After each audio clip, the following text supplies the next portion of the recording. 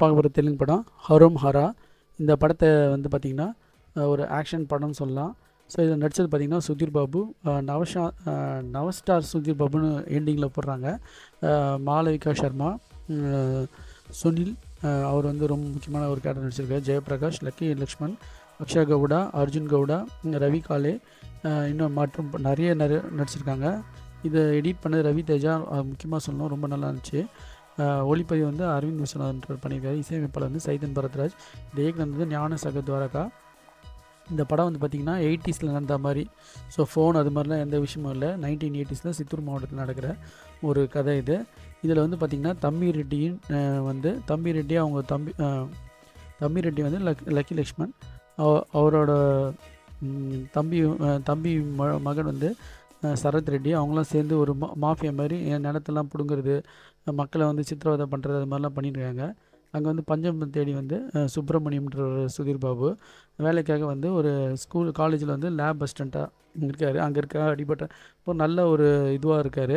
அவர் வந்து பார்த்திங்கன்னா சில காரணத்தால் அவருக்கு வேலை போயிடுது. அப்புறம் பார்த்திங்கன்னா அவர் வந்து ஒரு கன் தயாரிக்கிற ஒரு இதுக்கு வராரு, இந்த பழனிய போலீஸால். அவர் வந்து சுனில். அப்போ வந்து பார்த்திங்கன்னா அது ஒரு பெரிய பெரிய துப்பாக்கிங்கெலாம் நிறைய தயாரிக்கிற மாதிரி அப்படியே இது பார்த்திங்கன்னா புஷ்பாவில் வந்து ரெட்டு சந்தன கட்டானு, இதில் வந்து அப்படியே துப்பாக்கின்னு வந்துடுது. இதில் வரது தான் ஹீரோஸும். அந்த சுப்பிரமணியம் வந்து இந்த கன் மாஃபியாவில் வந்து இந்த பழனியால் தான் வர்றதே வந்து பார்த்திங்கன்னா. ஆனால் இதில் வந்து பார்த்திங்கன்னா இவர் கன் இதில் வந்து பெரிய ஆள் ஆகிறாரு. அங்கே இருக்க லோக்கல் தாதாங்களாம் அடிக்கிறாரு. கடைசியில் வந்து இந்த தம்பி ரெட்டியோட ஆளுங்களை வந்து அவங்க சொந்தக்காரனை வந்து இவர் வேலால் குத்திடுவார். உக்ர சுப்பிரமணியம் அப்படிலாம் சொல்லுவாங்க. அதெல்லாம் வந்து ரொம்ப ஓவராக இருந்துச்சு. அப்புறம் வந்து கடைசியில் அந்த அங்கே இருக்கிற ஒரு தாதாவை அழிக்கிறது தான் படத்தோட கதை. யூஸ்வலான கதை தான் இது, வந்து எந்த வித்தியாசமும் இல்லை. இதில் படத்தில் ஹீரோயிஸ் வந்தாச்சு. அவங்க வந்து சுப்பிரமணியம் வந்து அவன் தந்தையை வந்து போட்டு தள்ளுறாங்க. அதுக்கு கிளைமேக்ஸில் அந்த சீனுக்காக அவர் வந்து பழி வாங்குறது தான் படத்தோட கதை. இது நிறைய படத்தில் இது மாதிரி வந்துடுச்சு. ஸோ இதில் ஜெயபிரகாஷ் நம்ம தமிழால் வந்து அவர் நல்லா நடிச்சிருக்காரு.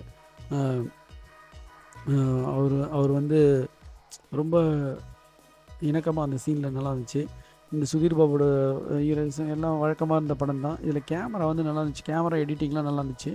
இந்த படம் வந்து ஆக்ஷன் பீரியடுக்கான ஒரு சிறந்த படம் ஃப்ரெண்ட்ஸ். பார்க்குறவங்க பார்த்து என்ஜாய் பண்ணுங்கள். யூஸ்வலான படம் தான், அதையும் சொல்லிடுறேன். Thanks friends.